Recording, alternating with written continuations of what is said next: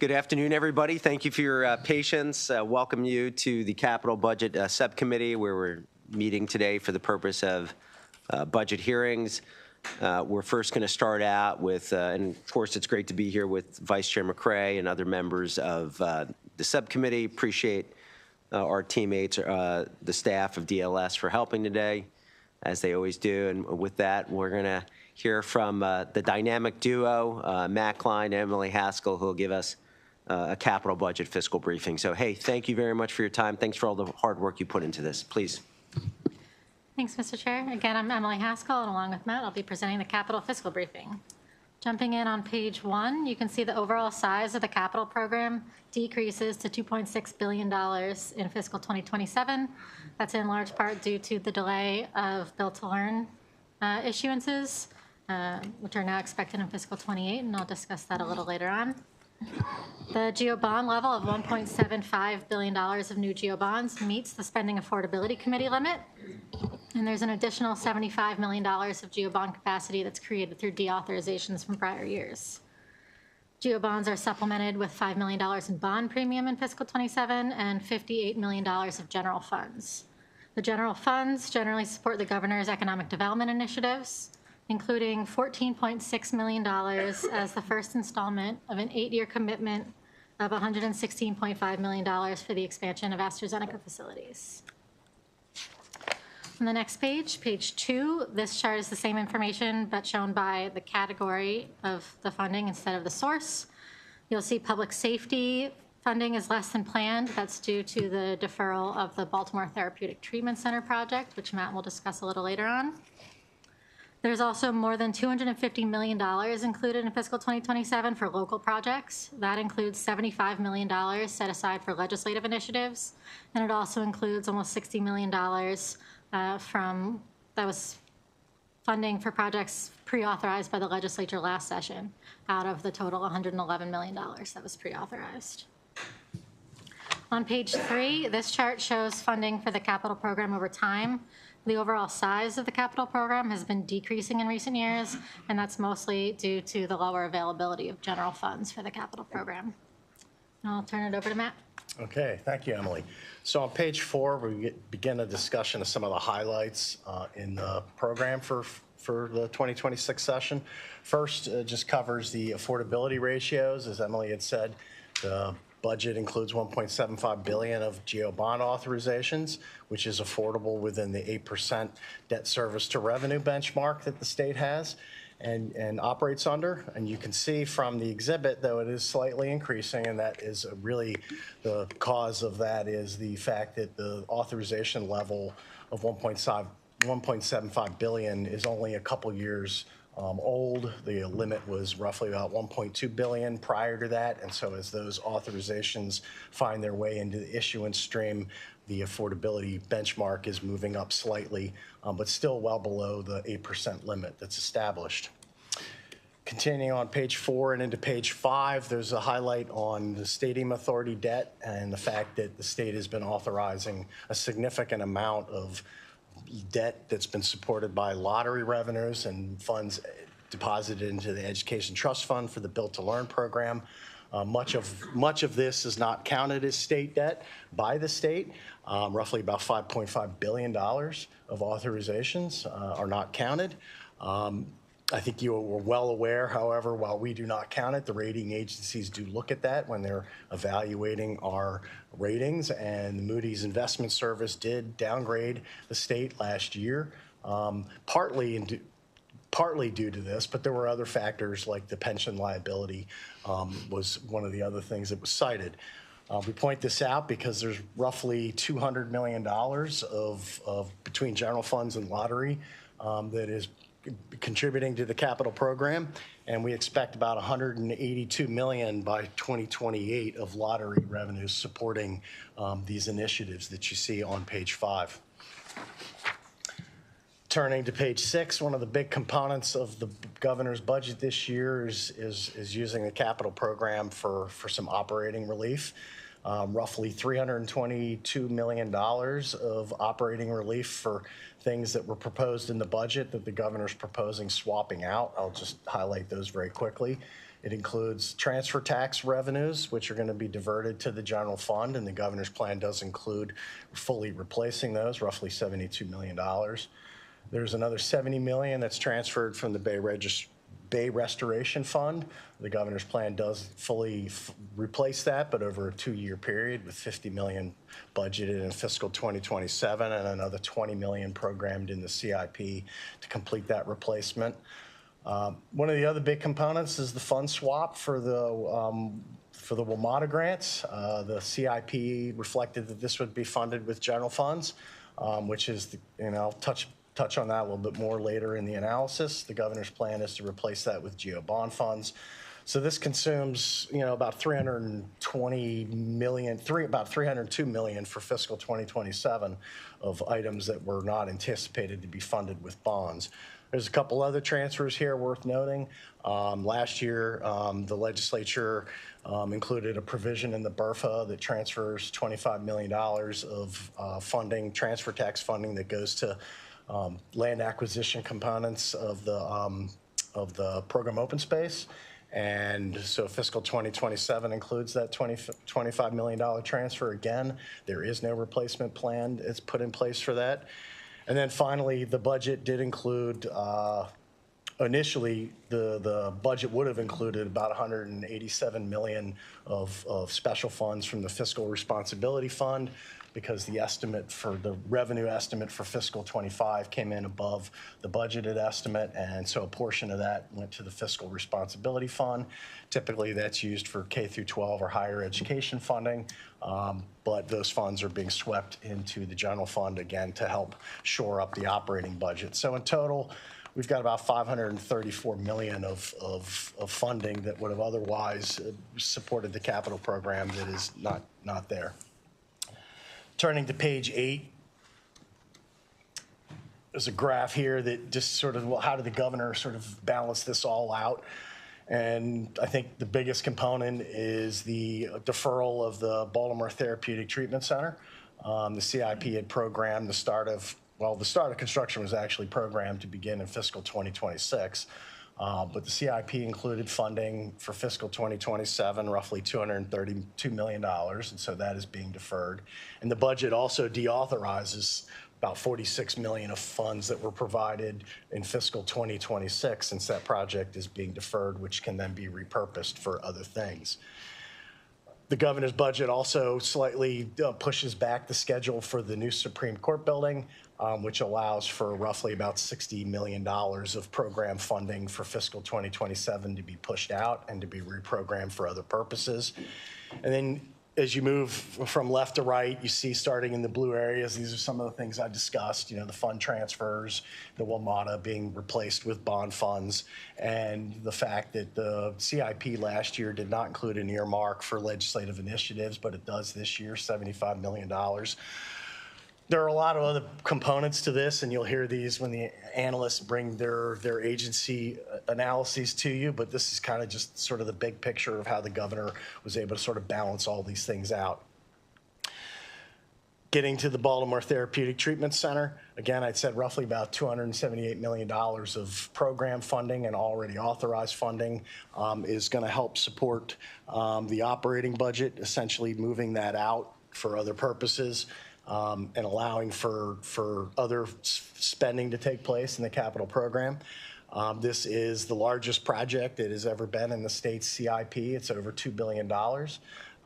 And the pause in this may offer an opportunity to look at this project both in the size and the scope and potentially where we are with compliance with the Vol settlement agreement. On page 9, there's a discussion of bond premiums. It continues on page 10. Essentially, the budget last year included about $145 million of bond premiums. There's an appendix 2 in this, which in the document, which shows the history of how the state has used the bond premiums to support the capital program.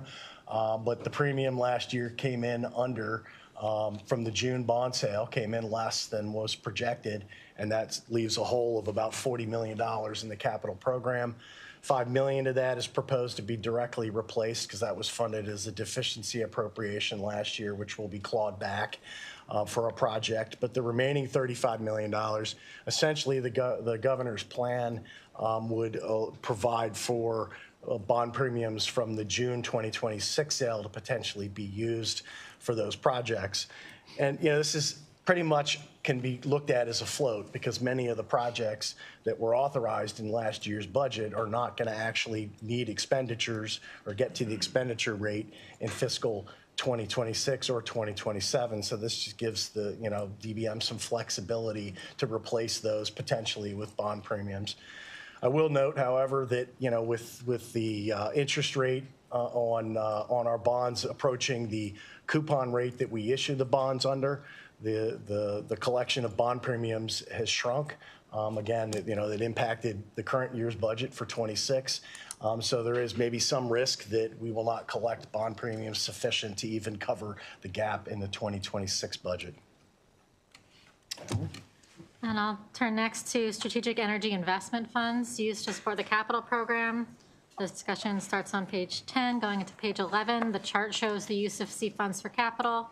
The legislature authorized last session $32 million in C funds to be used for higher education projects, and the fiscal 2027 budget is introduced, proposes using $30 million of C funds. That includes $17 million for higher ed, as well as $3.5 million for the DGS facility renewal program. That would be for projects that have an energy or carbon reduction impact.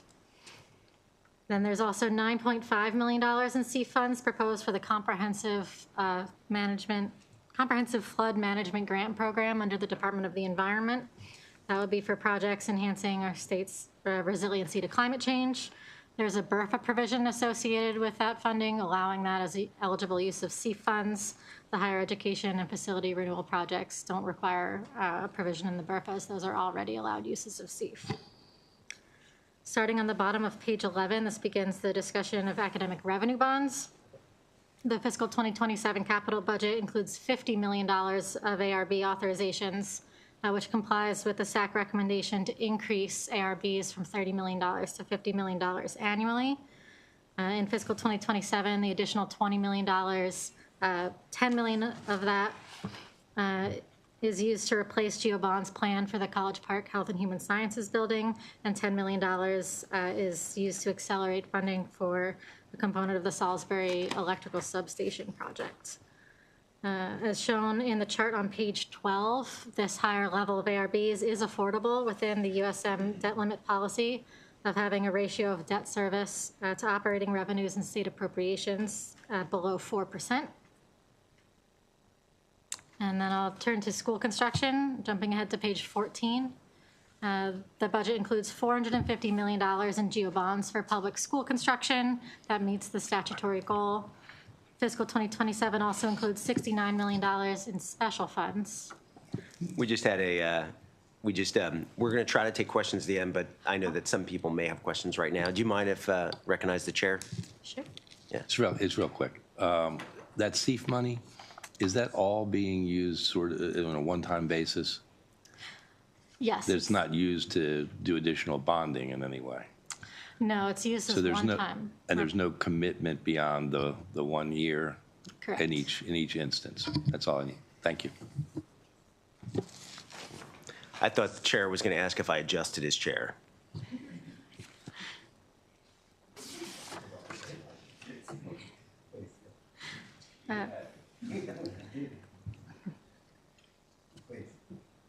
Okay, school construction on page 14. There's $450 million in GeoBonds for public school construction meeting the statutory goal, and $69 million in special funds that covers both the state and local shares of Prince George's County public-private partnership funding under Built to Learn. You'll see there's no revenue bonds for Built to Learn included in fiscal 2027. That's because, as I mentioned earlier, the expected issuance has been delayed to fiscal 2028. Page 15, there's a chart showing the proceeds from the 3 previous bond sales to date, totaling $1.1 billion. MSI issues the bonds based on the project construction schedules, and that's the reason for the push into fiscal 2028. The chart on page 16 shows estimated funding available for projects under Built to Learn based on various assumptions of the interest rates. Total Built to Learn project funding could range from $1.65 billion to $1.78 billion, depending on the interest rates in the final sale. And I'll turn it back over to Matt. Thanks, Emily. On page 17, there's a discussion of the transfer tax and the revenues. Looking at the chart, first thing to point out is that the revenues are actually up slightly in 2027, at least the estimate is, relative to the budgeted estimates for 25 and 26. I think the important thing to pull out of here, though, is that the budget for 2027 is not as heavily impacted by underattainment. You see the negative $12 million. That essentially reflects the underattainment of the estimate from fiscal 2025, okay? When you compare that to the 2025 and 2026 budgeted funds, the state the program had to absorb roughly $80 and $85 million respectively of underattainment. So not only are the revenues slightly up, but the impact of the underattainment ultimately results in a much higher level of funding particularly for capital. If you factor in the $25 million distribution of the transfer tax to the general fund that I spoke about earlier, the program receives about $160 million of funding compared to about $73 million last year and $111 the year before. We turn to page 18. This just gives you a breakdown of how that funding is spread across the various programs. Unless there's any questions, I'm just, for illustrative purposes, you can see that obviously there's significantly more funding available to all of these programs, even with the transfer of the $25 million that I spoke of earlier. The last couple pages deal with WMATA and the Federal Bureau of Investigation Headquarters project. As I'd said earlier, the WMATA grant is proposed to be funded with GO bond funds instead of general funds. If you look at the chart, you can see that in 25, 26, and then proposed for 27, the state has used GO bond funds. In each of those years, the proposal was to use in general funds, but the state has been, I guess, unable to or needs those general funds to help shore up the operating budget. The thing to point out, though, is that the CIP still reflects the use of general funds for this purpose in each of the next 4 years, roughly about $670 million. Given the last 3 years and the structural deficit that the state is facing, it's highly likely that this funding will again be, this program will again be funded with bond funds to the extent that there's, capacity to do so. And then last but not least, there's just an update on the Federal Bureau of Investigation Headquarters project. I think we all know that the General Services Administration pulled that project from the state of Maryland. Right now, I don't believe that there's a lot of chaos, I think, in Washington about where that project is going to go, Virginia, or whether or not it will stay in D.C. That might actually help the state because I think there's still some hope that that project would end up in Greenbelt. The state did authorize $200 million over a couple of fiscal years, 24 and 25. Those funds are still available. There was legislation last year, Chapter 561, that essentially confirmed the commitment that the state would provide $200 million if that project were to eventually be located in Maryland. And this does create a mandate, but it also sort of frees up these funds potentially to be used for other purposes. If that were to be the case, though, that does put a liability on the state to meet that demand if, in fact, the building is, that headquarters is moved to Greenbelt. Yes, Senator Roseborough. I'm trying to follow the P here. So I sort of get it, but I sort of don't get it. We made a commitment to do it if it happens, but it is not in the capital budget? The state's already authorized $200 million. That was the commitment that the state made to sort of So it's sweeten been the pot. authorized, but obviously not. Yeah, it hasn't been expended yet. That $200 million was authorized in 24 and 25 respectively. So those bonds are authorized and waiting there for the project potentially. But that doesn't reduce what we can authorize this year, or does it? That's what I'm trying to understand. No, what I'm saying is that potentially those funds are available to be used this year if the state were to choose to do so, but that would create a future liability on the state should the project be located here, because Chapter 561 essentially reconfirmed that commitment that if GSA does eventually choose Maryland as the selected site, that the state is still committed to providing that $200 million. But that's a future promise. Correct. Essentially, I'd call it a future mandate. It's a future mandate. But does or does not affect what we have available to make commitments for in the current year? If you were to use it, it could potentially affect what you have Well, to if make we commitments got the to. FBI building this year, that'd be great, but that seems unlikely. So can I help just frame this? Please, please. Okay, so the General Assembly in past sessions allocated state funding, roughly $200 million of general obligation bonds that is allocated for what would be a state facility, FBI, right? For federal. Just like, other projects, say University of Maryland College Park. Yeah. Right now, none of the money has been expended. Right. And based on the federal government's posture right now, Right. they're saying that the FBI is not going to move forward. So if the state of Maryland wanted to utilize that funding, then it would give us more capacity. However, in future years, You'd have less capacity. well, no, hold on, let me, Okay. yes, for if we were in future years, if somehow the FBI were to come back to Yeah, the yeah. state of Maryland, then if we were to utilize any of that $200 million, we'd have to make it up somehow. Right, okay, that's what I wanted, I appreciate that. And if we wanted to do that, I'm not saying we do, I'm for the FBI coming to Prince George's County, but we'd have to change the law then, right? Or if we You just do can that? amend that's the- prior authorizations in the Yeah. capital. It's just a bill. prior authorization. Yeah. Yeah, we would amend I the mean, you capital just- budget.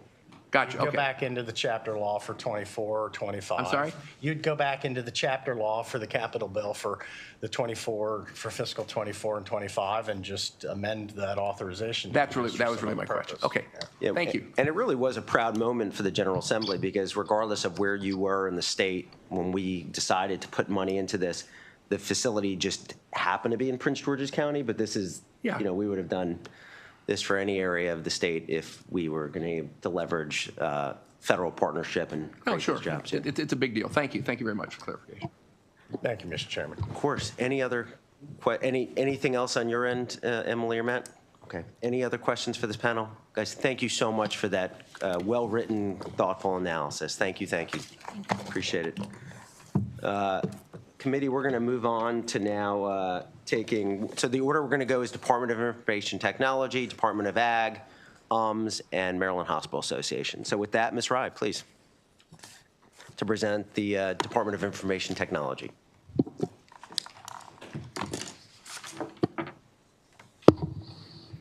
Thank you, Mr. Chair, committee members. I am Yashodhara Rai, and I'll be presenting the fiscal 27 capital budget analysis for the Department of Information Technology, or DeWitt. The cover chart shows that DeWitt's 5-year capital improvement program, CIP, includes 2 projects: Maryland First Responders Interoperable Radio System Team, or MD-FIRST, and Network Maryland Fiber Optimization. The fiscal 27 capital budget includes $16.3 million in general obligation bonds for MD-FIRST. Network Maryland Fiber Optimization Project is an out-year project and does not have funding in fiscal 27. There are 2 key observations highlighted on page 2. The first bullet notes that a new 10-year sole source maintenance contract with Motorola was approved by the Board of Public Works on November 19, 2025. This new contract covers only the maintenance component of MD-FIRST infrastructure with 4 system upgrades. In the last session, DeWitt explained that a no-cost extension may be exercised to complete work for projects that receive funding in fiscal 24 and 25. DeWitt should comment on the status of the no-cost extension of the original Motorola contract, if this extension includes work for projects that receive funding in fiscal 26, and if new solicitations will be required for all projects receiving funding in fiscal 27 and the out years. The second bullet notes that 1 new sub-program under MD-FIRST is added with fiscal 27 budget. This subprogram was not in the original capital master plan and will replace and upgrade the current Motorola GTR 8000 base station radio with the D-series base station radio. This is because Motorola is ending support for the current equipment effective December 31st, 2032. DOIT should comment on a revised capital master plan and its plans to identify additional deficiencies, their solutions, and estimated costs. On page 4, Exhibit 1 shows the 5 phases in which the original infrastructure build of MD1 was completed. The latest was Phase 5 in April 2023. The bottom of page 4 highlights that the T1 to Ethernet conversion for phases 1 through 4 was completed in September 2025. Final transition of all project data and documentation is to be completed by March 2026. DOIT originally planned 4 subprograms to address deficiencies related to interoperability, poor coverage, and maintenance of incompatible radio systems. Funding for these 4 subprograms were authorized beginning fiscal 24 and is shown in Exhibit 2 on page 6. As mentioned earlier, beginning fiscal 27, one more subprogram, which is the base station radio modernization, has been added and is shown in the orange bars. Of the $16.3 million in fiscal 27, $7.6 million is for radio towers, $1.3 million for fiber optics and control sites each, about $500,000 for in-building amplifiers, and $5.6 million for base station radio. Although a new subprogram has been added, the fiscal 27 budget of $16.3 million is consistent with last year's CIP. This has been achieved through the reduction of funding for fiber optics and in-building amplifier subprograms and using these funds for the new base station subprogram. Exhibit 3 on page 7 provides an update on planned radio sites from fiscal 24 to 29. This subprogram is programmed to receive $7.6 million for 3 projects in fiscal 27 and a total of $8.6 million from fiscal 28 through 29. Exhibit 4 on page 9 provides an update on the fiber optic expansion subprogram, which receives $1.3 million in fiscal 27. This is $5 million less than last year's CIP. The third subprogram begins at the bottom of page 9. This receives $535,000 in fiscal 27 for 2 in-building antenna installations. This is $590,000 lower than last year's CIP, which will support the new base station program. In fiscal 28 and 29, this subprogram receives a total of $1 million, which is $2.6 million lower than last year's CIP. DOIT should provide a status update on the projects that have received prior authorization in this subprogram. The 4th subprogram is on page 10. The control sites receive $1.3 million in fiscal 27. From fiscal 28 through 2030, a total of $7 million is programmed for this program. The top of page 10 discusses the new base station radio replacement subprogram. While the end of support for the current equipment ends beginning calendar 2033, DOIT states that Motorola has agreed to extend support for the current base station radios through December 31st of 2039. However, there is no performance guarantee for the extended support. There's a total of 1,064 GTR 8000 base station radios at about 145 radio frequency sites statewide, and DOIT plans to replace 20% of the inventory by fiscal 2030 and the remaining 80% by fiscal 2040. The total estimated project cost is $76.4 million. In fiscal 27, this subprogram receives $5.6 million for 13 radio frequency sites in 4 counties. A total of $11.9 million is programmed from fiscal 28 through 31. The bottom of page 11 discusses the out-year fiber optimization project. This project is expected to start in fiscal 2030, and the estimated cost for this project is about $3.2 million in fiscal 2030 and $1.4 million in fiscal 2031. Appendix 1 on page 12 shows the operating budget impact of MD1. Fiscal 27 allowance includes about $20 million in operating costs, which includes 8 regular positions. DLS's recommendation to approve all $16.3 million in GEO bonds authorizations appears at the bottom of page 2. This is the end of my presentation, and happy to answer any questions. Well, thank you very much for that great analysis. Any questions, committee? None? Thank you very much. Madam Secretary, please come on up. Anyone else you want to bring up with you, please?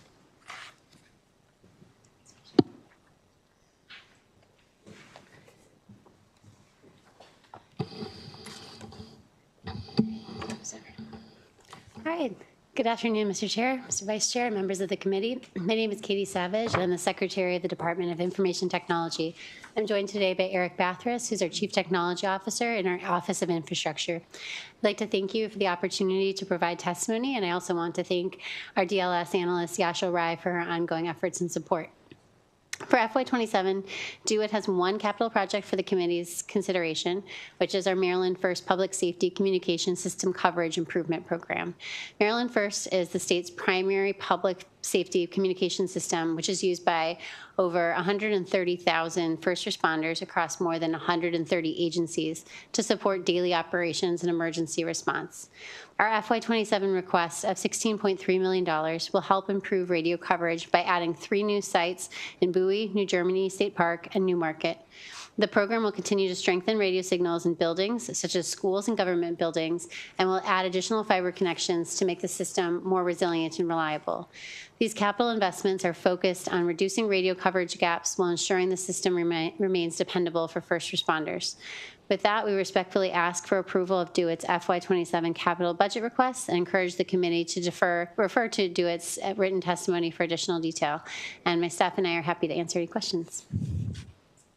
Thank you very much, Madam Secretary. Senator Hedelman. Thank you, Mr. Chair. At the last page of the analysis talks about 9 state agencies using this system. Can you just talk a little bit about that, kind of what the alternative is for them now? And Sure. It's noted here that there's a reluctance to charge them. Can you just shed a little more light on that, please? Yeah, sure. My name is Eric Bathurst. I'm the Chief Technology Officer, so appreciate the question. So we have counties today that utilize Maryland First, and part of the partnership that we have between Maryland First and its, let's call it sister program, Network Maryland, is the use of dark fiber within those counties that's utilized at no cost today. From a fiber perspective, those are some of the in-kind benefits we get. And then also the use of their tower infrastructure and facilities that we're able to utilize at no cost as well in lieu of those charges.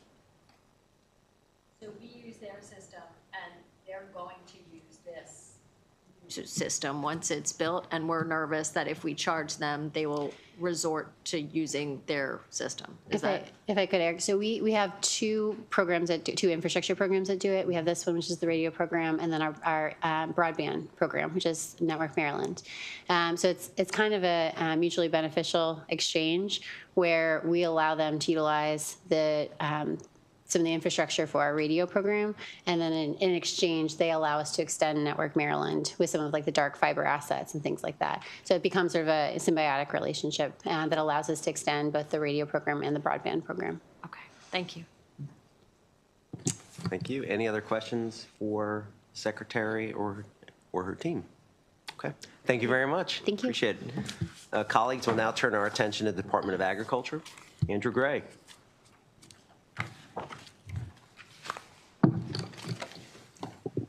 Thank you, Mr. Chair. I'll now present the Maryland Department of Agriculture's fiscal 2027 capital budget analysis. On page 1, you see there that there's $46.7 million in the allowance or authorization for fiscal 2027, $38.7 million from the Maryland Agricultural Land Preservation Program, and $8 million for the Maryland Agricultural Cost Share Program. Moving now to the bottom of page 2, the PAGO recommended actions are to concur with the governor's allowance, and the GO bond recommended actions are to approve the authorization for the MAX program, Maryland Agricultural Cost Share Program, and the proposed deauthorization for the Salisbury Animal Health Laboratory Replacement Project, since that project has been completed and therefore $622,224 can be deauthorized. Moving now to page 3, there's a brief discussion about the Maryland Food Center Authority's wholesale produce market. So back in fiscal 2023, $10 million was authorized for this project, just sort of through the Maryland Department of Agriculture for oversight purposes. There was an additional $2 million that Howard County is to provide. $1 million has been provided. $1 million is still to be provided. And at that time, it was not necessarily publicly known, but internally the administration had a $30 million price tag on the project.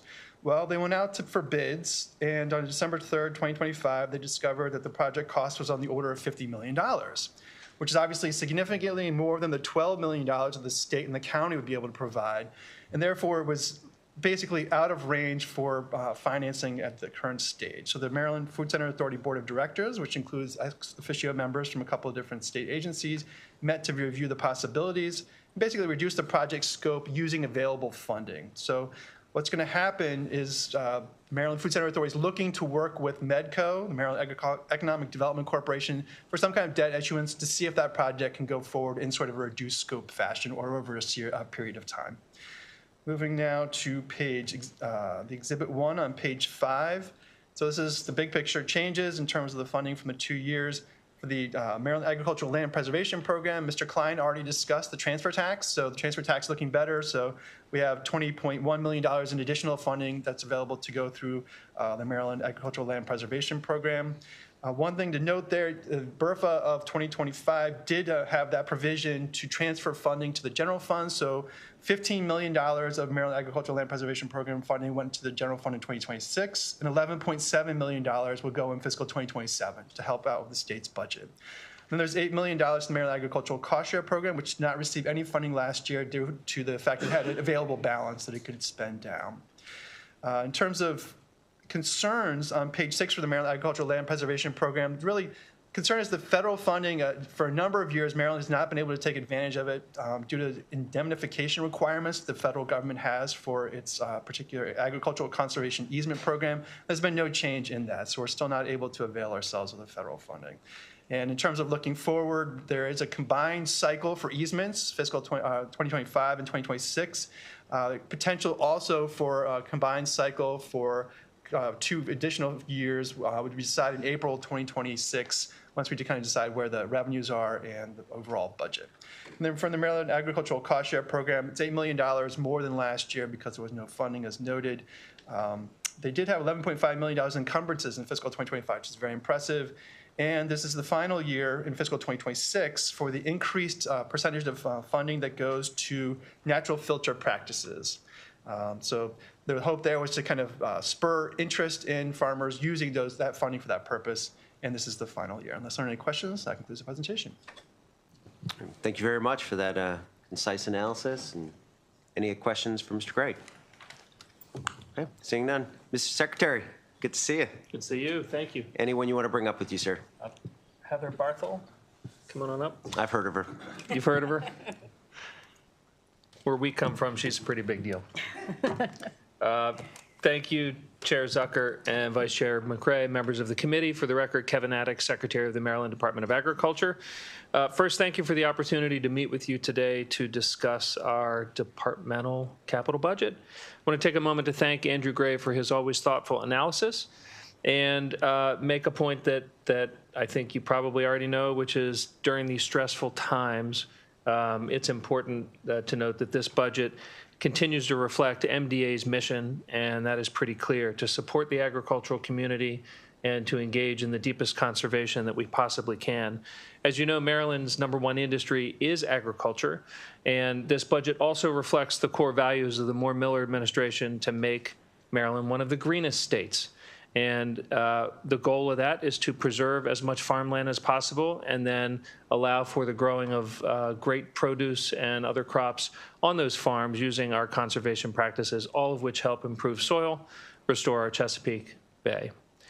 As Mr. Gray noted in his analysis, both the department's capital programs are receiving funding this year.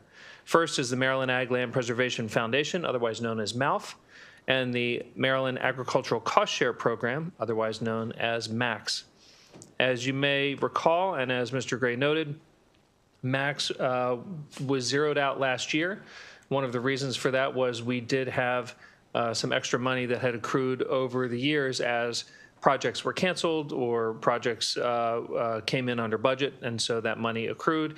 We have been able to spend down just about all of that money, so it is pretty critical to note that we will make great use of the funds that have been appropriated thus far in the budget. On to MALF, Maryland Ag Land Preservation. Super highly successful program. We are the leading agricultural preservation program in the country. We are the ones that others talk about. It has sustained some cuts. Last year, as you know, through the BRFA, a $25 million cut was enacted for 4 years for a total of $100 million, and that's a cut from program open space funding. In fiscal 26, MALF's share of that cut was $15 million, and in fiscal 27, MALF's portion is $11.7 million. Our only ask is that, if possible, program open space and MALF receive no further cuts. Finally, Mr. Gray mentioned the Maryland Food Center Authority. I am pleased to direct your attention to introduce you to our new director of the Maryland Food Center Authority, Katie Zenk, who joins us over on the side. Katie joins us from the USDA, where she served as senior advisor to the secretary and deputy undersecretary for marketing and regulatory programs. And it's important to know that while she has a keen eye for operations, and it is a big facility that we would love to get you to go see, it is a major food center in the state. The state owns it. Operations are key, but she has a very unique perspective and a vision for how it can be a greater part of our food system going forward. With that, I appreciate the critical investments in the capital budget. I appreciate working collaboratively with you, and I'll stop here and welcome any questions you may have. Any questions for the secretary or Heather? Okay. I think they had about 30 questions, but they'll submit it in writing. No, I'm kidding. You're good. Okay. Thank you very much. I appreciate it. We've Thank you. got, of course, Mr. Secretary, we've got some public witnesses. I think there's 6 signed up, so I'm just going to call 6 up together. We have Owen Bailey, Annie Richards, Matt Stegman, Bill Crouch, and Kristen Harbison. Please come on up and start in any order you wish. 5? Okay. Perfect.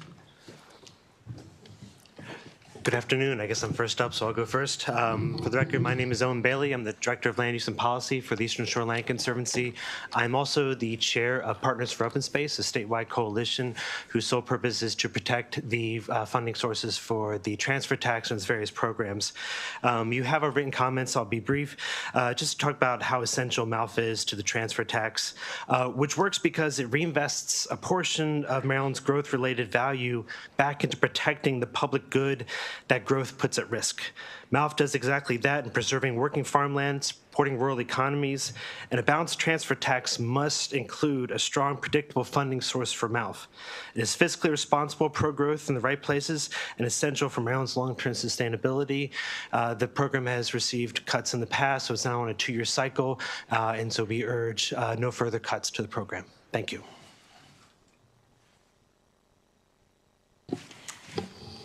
Please, next.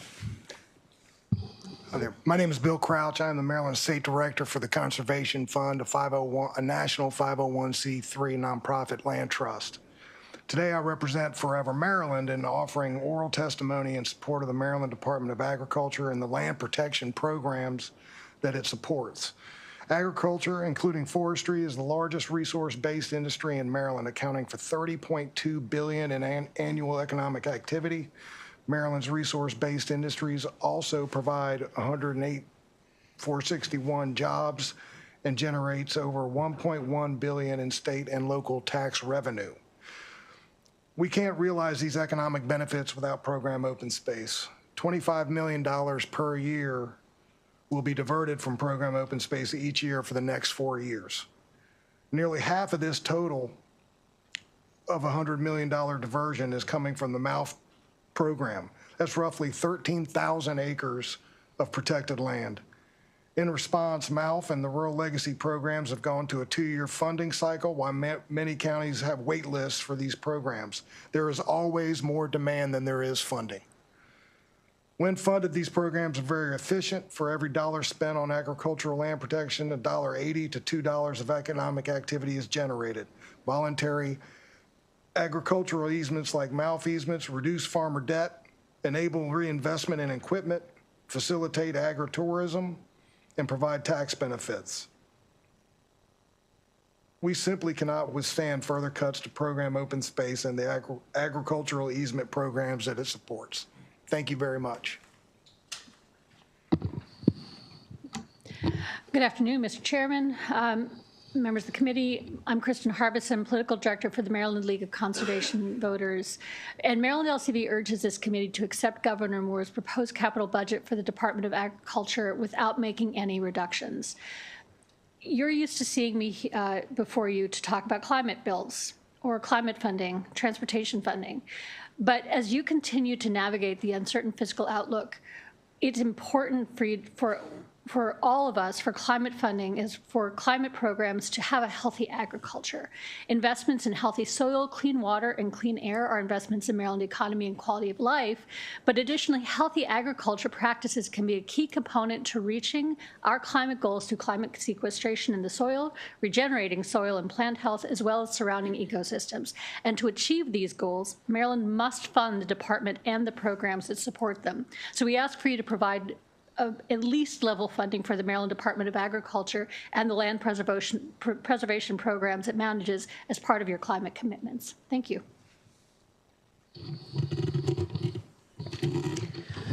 Chair, Vice Chair, members of the committee, my name is Annie Richards. I am your Chester River Keeper with Shore Rivers. We're a water quality organization on Maryland's Eastern Shore. We're striving for thriving rivers cherished by all communities, for the Sassafras, Chester, Miles Y Eastern Bay, and Choptank rivers. The farming community is a large subset of those communities, and we know that farmland is a huge opportunity for us to make measurable water quality differences. We're respectfully urging that this committee protect level funding from last year for Maryland Department of Agriculture, as well as honoring the reinstatement of max funding for MDA. The Bay Program's Technical and Science Advisory Committee has, through the CSER report, identified that non-point source pollution reduction is one of the key ways we can meet our Chesapeake Bay restoration goals. Capital budget implementation on farm fields through max, whether that's buffers, tree buffers, fence exclusions, shoreline repairs. We want to make sure that cost shares are available for our farming community so that we can continue to march forward on water quality improvements. And it also improves farm resilience so that Maryland can continue to keep agriculture as a key part of its identity. Thank you. Thank you, Mr. Chair. Matt Stegman on behalf of the Chesapeake Bay Foundation. Everything that my colleague said about the importance of the MAX program, I would say me too. Last year, we submitted testimony to this committee to say that we supported the capital budget for the Department of Ag, but we were really concerned and wanted to make sure that there was funding available in the future for the MAX program because it is a really key driver for helping make the kind of pollution reduction progress that we need in the agricultural sector. So we understood not allocating funding for it. That last year, wanted to come here today just to thank the governor for putting that money in and to just please implore you to leave it there. So with that, we ask for a favorable report. Thanks. Thank you very much, Mr. Stegman. Any questions for this panel? Okay, thank you very much. Is there anyone, I know that there was a bunch of folks that submitted written testimony. Anyone else I missed for verbal? Okay, we'll move on to the University of Maryland Medical System. Ms. Kimura, please.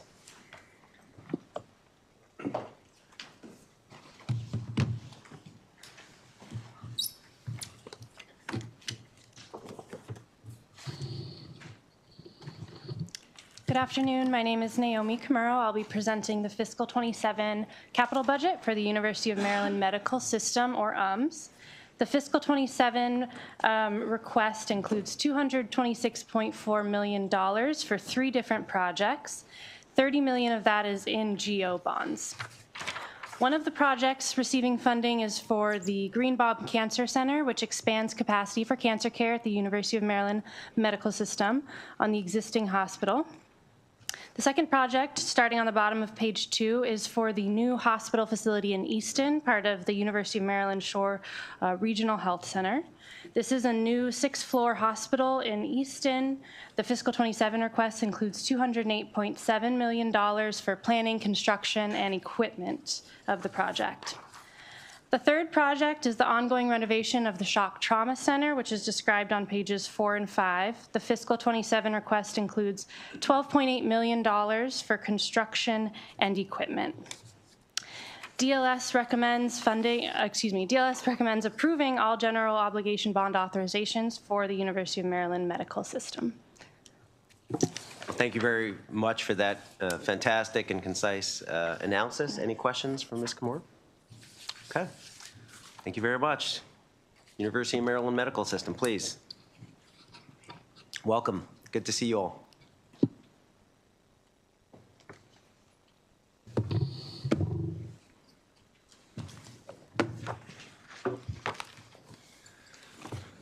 Good afternoon, Mr. Chair, Mr. Vice Chair, members of the subcommittee. Will Tilburg on behalf of the University of Maryland Medical System, here today joined by colleagues from the Shock Trauma Center and the University of Maryland Shore Regional Health to testify in support of 3 critical ongoing capital projects for the system and for the communities that we serve. First, completion of the Greenbaum Comprehensive Cancer Center. Second, construction of the new regional medical facility in Easton. And third, renovation and upgrades to the Shock Trauma Center in Baltimore City. I'd like to start today by thanking Governor Moore, Department of Budget and Management, you all in the Senate Capital Budget Subcommittee, and the General Assembly for your ongoing support and collaboration. The state and UMS have a longstanding partnership, and over the last 40+ years, working together have transformed healthcare delivery within the state. I'd also like to thank our DLS analyst, Naomi Kimura, for her comprehensive analysis and her assistance this year and over the past several years with our capital budget process, and our DBM analyst, Paul Rader, who very politely and patiently fielded a few dozen calls and emails from me over the interim. Turning first to the Greenbaum Comprehensive Cancer Center, this project includes the construction of a 9-story addition to the existing North Hospital Tower in Baltimore to expand capacity and centralize cancer care. It includes a total of 62 cancer beds and comprehensive inpatient and outpatient services. Construction began in April of 23, and as of last month, the tower crane has been removed. Finishing touches, including drywall, paint, flooring, and roofing, are in process, and we're currently projecting the project will be completed in September of 2026. With that, I'll turn it over to my colleague, Ken Kozel, President of the University of Maryland Shore Regional Health. Good afternoon, Mr. Chair and Vice Chair and members of the committee. I'm Ken Kozel, President for University of Maryland Shore Regional Health. And on behalf of a grateful Mid-Shore community covering 5 counties, nearly 2,000 square miles of Maryland, with 175,000 residents, we thank you for your continued support of our Regional Medical Center construction project. With over 600 rural hospitals struggling to survive across the United States, I'm pleased to share that with the collaborative agencies like the Maryland Healthcare Commission and the HSCRC and the state's unwavering support, we are making meaningful progress towards improving access to care throughout our region as we focus on improving the health of our community. The construction of our regional medical center is beginning to take shape, with foundations being set and floors being added vertically each month. Likewise, daily drilling of wells for our geothermal temperature control system is in process, with more than half of the 1,728 wells complete. Road work on Route 50 is also underway, designed to create safe access for entering and exiting our new campus. As construction for the Regional Medical Center advances, we are also working diligently to meet our $100 million private fundraising goal. By securing over $70 million thus far, we are well on our way to achieving our target. The University of Maryland Shore Regional Medical Center project is a perfect example of public and private partnerships working together to ensure equitable access to health care across our state. From the residents living on Maryland's 5-county Mid-Shore region, we thank you for your unwavering financial commitment and for your steadfast support for our transformational project.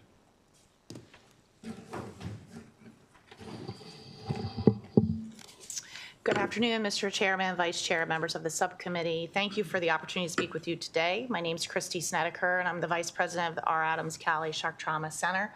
On behalf of our entire team, I want to begin by expressing our deepest gratitude for your continued partnership and support. Your investments make it possible for us to carry out our mission of providing world-class trauma care to all Marylanders when they need it most. The state's support of the shock trauma phase 3 has been essential to modernizing our facility and ensuring that we remain prepared for the most critically injured and ill patients. In fiscal 27, the state's $5 million capital allocation helps us continue vital upgrades to our equipment and clinical spaces so that we can meet the demands of a growing and increasingly complex trauma population. Phase 3 directly strengthens life-saving operations. We're expanding and renovating our trauma resuscitation unit with state-of-the-art capabilities to ensure rapid response and timely access to care while during the most vulnerable moments of a patient's life. We're also restoring our hyperbaric medicine chamber, Maryland's designated referral center, which provides over 5,000 hours of critical and ambulatory care each year for patients suffering from life-threatening conditions such as carbon monoxide poisoning, decompression sickness, and severe soft tissue infection. And the planned expansion of our trauma acute care unit from 10 to 16 beds will allow us to care for more patients while improving flow and the overall patient experience. Thanks to your support, several major components of Phase 3 are already complete. We've strengthened our infrastructure, improving air handling systems, emergency power, fire alarms, and medical gas systems, and we've activated our new transfusion services facility. We've modernized and renovated our blood bank and moved it 2 city blocks to be adjacent to the trauma resuscitation unit and the trauma ORs. These improvements translate directly to faster response times, safer care, and long-term operational resilience. Like many other major healthcare projects, Phase 3 faced delays due to the COVID-19 pandemic, evolving clinical standards, and post-pandemic market pressures. We do anticipate higher construction costs, and the University of Maryland Medical System is actively finalizing those estimates. These additional costs will be fully funded within the Maryland Medical System's capital program. With key enabling work completed or underway, we are well positioned to advance the remaining components of this project. On behalf of all of us at Shock Trauma, including Dr. Scalia, we want to thank you for your steadfast commitment to ensuring that Maryland's trauma system remains the best in the world. We truly value your partnership, and we look forward to continuing our work together. Thank you. Thank you very much. Anybody else planning to testify, or is this the dynamite panel right here? Perfect. That's all we need. That's all we need. Any questions for this panel?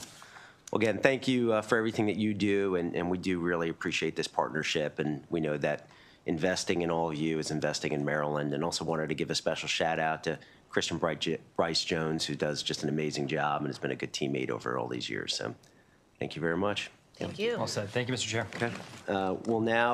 Committee will now turn our attention to Maryland Hospital Association. Ms. Martinez, please. Thank you for your patience.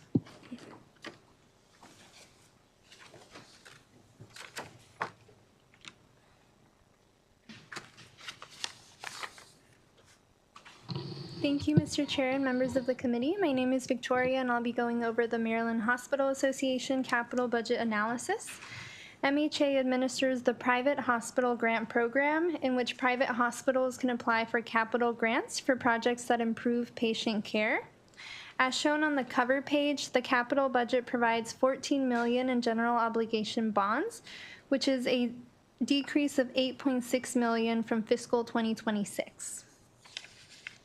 Exhibit 1 on page 4 shows the 14 projects that were selected for fiscal 2027 grant funding, including the total cost of the project and the percentage that is state funded. And then the following pages, from pages 5 through 7, have a summary of each of those projects. The first issue, beginning on page 7, provides an update on the status of projects funded through the program, which is summarized in Exhibit 2 on page 8.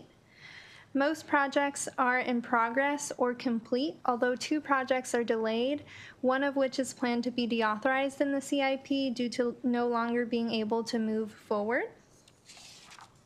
The second issue begins on page 9 and discusses a decrease in proposed funding for the program in fiscal 2027, although funding remains higher than in prior years. Exhibit 4 on page 10 shows the total funds and the number of projects funded in the past 10 years.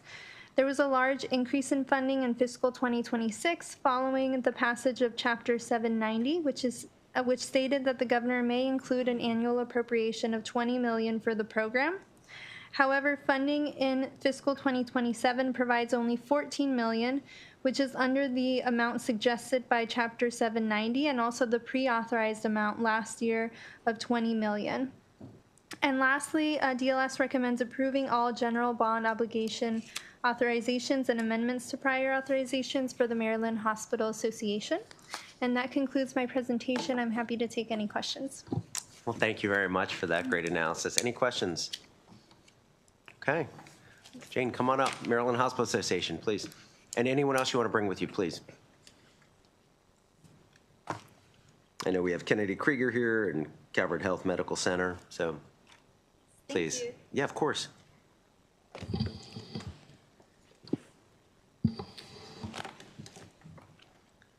All right, good afternoon, Chair Zucker, Vice Chair McCray, members of the subcommittee. My name is Jean Krinke. I'm here on behalf of the Maryland Hospital Association. We're here to testify in support of our program and the 14 projects recommended for funding.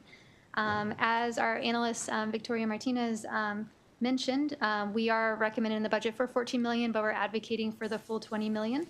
That aligns with what our Hospital Bond Review Committee recommended. We do want to thank Ms. Martinez and Shizuku Godwin, our analysts, for their support. In addition to restoring the full funding, we'd also like to ask for an increase in out-year funding. We continue to get more requests than we have funds for. I know in the future years it drops back down to $8 million. We'll probably be back here with $20 million in requests, and just ask to align with what Chair Gazzoni, the bill that he had passed, which authorizes up to $20 million in statute. So today you'll hear from 2 hospitals about the projects that they were recommended for, just so you can hear the impact that these projects do have on the communities they serve. And with that, we just ask for your support and happy to answer any questions. Good afternoon, Mr. Chairman, Mr. Vice Chairman, and members of the subcommittee. I am Jacqueline Stone, the Chief Clinical Officer at Kennedy Krieger Institute, where I've been a leader for the last 30+ years. Kennedy Krieger intends to open an outpatient healthcare hub in Prince George's County to expand access to neurodevelopmental and neurorehabilitation services. The healthcare hub will provide multidisciplinary care for children, youth, and young adults with complex medical, developmental, and behavioral needs. This integrated facility will include intensive rehabilitation, behavioral health, and trauma-informed mental health care in one location. Kennedy Krieger is the only provider in the region with the scope, experience, and capacity to offer highly specialized neurodevelopmental care.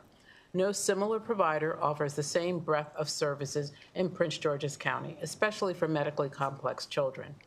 By collaborating with community partners such as local schools, hospitals, primary care, and specialty providers, early intervention programs, and insurance carriers, the hub aims to improve patient access and outcomes by enabling timely and comprehensive interventions, reducing wait times, and addressing provider shortages. Additionally, we aim to reduce care fragmentation by offering integration of multiple services under one roof, and to serve residents regionally by extending beyond county borders through remote access. This healthcare hub is more than just a facility. It is a transformative model of care delivery that will fill a unique and critical gap in services. In closing, on behalf of Kennedy Krieger, I want to thank you and the subcommittee for its support of the Maryland Hospital Association Bond Bill program, which significantly impacts the health of Marylanders throughout our state. And I welcome any questions. Thank you. Good afternoon, Mr. Chair and Vice Chair and members of the subcommittee. Thank you for allowing me to be here to present to you today. My name is Jeremy Bradford, and I serve as the President and CEO of Calvert Health Medical Center, a private, not-for-profit, independent community hospital located in Calvert County. Our hospital was recommended for $3.46 million in bond funding to support the expansion of primary care access in our community. 100% of the population of Calvert County resides in a designated medically underserved area, and we are the only county in Maryland without a federally qualified health center. Calvert Health is the safety net provider for our residents, serving all patients regardless of the ability to pay. Our physician needs assessment shows a shortage for up to 25 primary care providers to meet current and future needs of our county. We are committed to recruiting at least 5 new primary care physicians in the next 5 years, creating a capacity for almost 20,000 additional patient visits annually, and building the infrastructure to continue to grow to meet the needs of our community. The funding from the private hospital bond program will support the renovation and expansion of 2 locations close to high-need zip codes, Prince Frederick and North Beach. These practices have not been renovated in more than 20 years, and there is not enough exam room space to add the new providers. Our plan also includes space for community health workers, nurse care managers, behavioral health, and other partner programs to address social determinants of health. Our primary care project responds to a documented need. Strengthening primary care is critically and is in underserved area and supports the statewide goals of access to primary care, chronic disease prevention, and overall healthy Maryland. We are ready to advance this work with your support.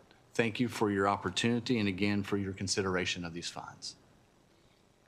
Well, thank you very much for that testimony. Any questions for this distinguished panel? Thank you so much. Get home safe, and thank you for everything you do. Thank you. Committee, if there's no more questions, that concludes Subcommittee on Capital for today's budget hearings. We're adjourned. Good job, Mr.